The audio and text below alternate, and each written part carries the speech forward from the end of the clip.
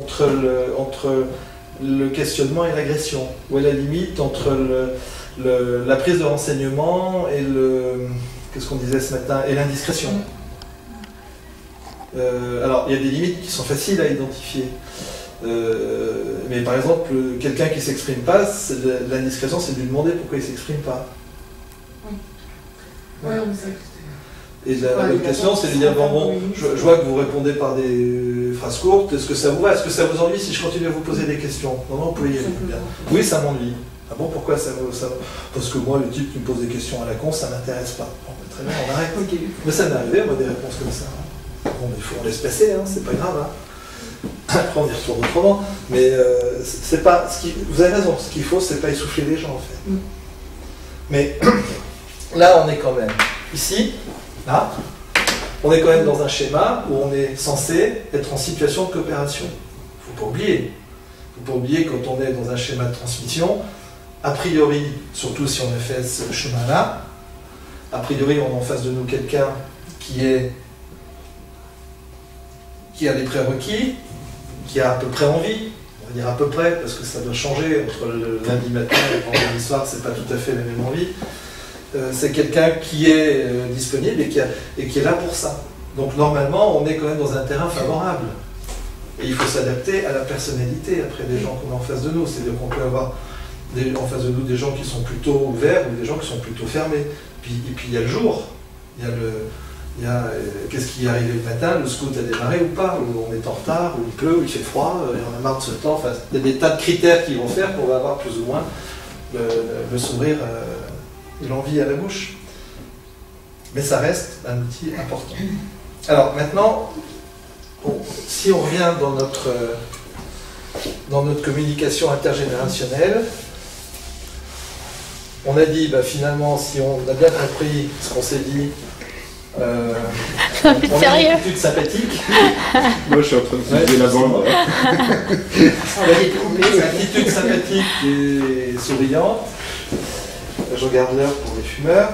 Vous fumez ou pas? Non, je ne vais pas un peu mettre, mais il est trop loin. J'ai mis jusqu'à 4 ans parce que ça rentrait plus. Donc je pense à ça. Ils allument pas le soir aussi.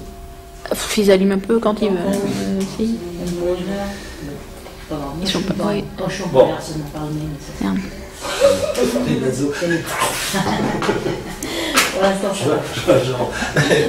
Bon, maintenant qu'on a vu que les questions.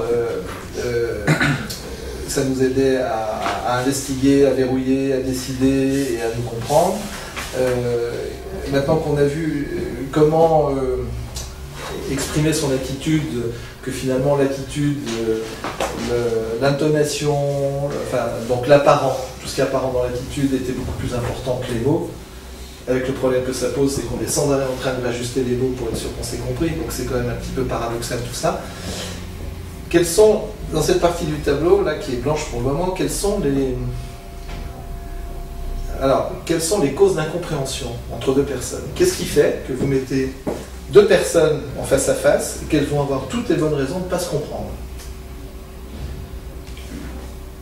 Alors, on est dans la transmission, alors on peut parler de la différence d'âge, hein, mais quels sont les faits que vous mettez deux personnes en face à face et que, a priori, même si elles sont toutes les deux, j'ai eu le temps de dire ça, je le dis, c'est trop tard, même si elles sont toutes les deux de bonne volonté, elles vont avoir beaucoup de raisons de ne pas se comprendre.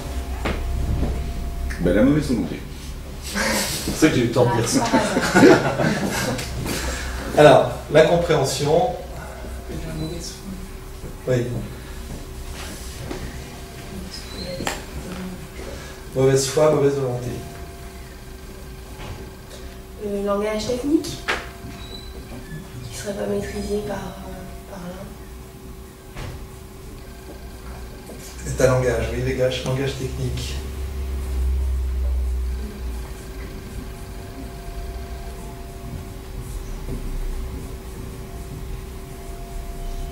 Et de manière plus générale, des différences de vocabulaire, de niveau de vocabulaire, l'utilisation des mots.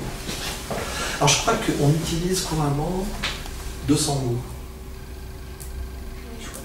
Ah, c'est ça, oui, c'est rien. C'est rien. Et alors que notre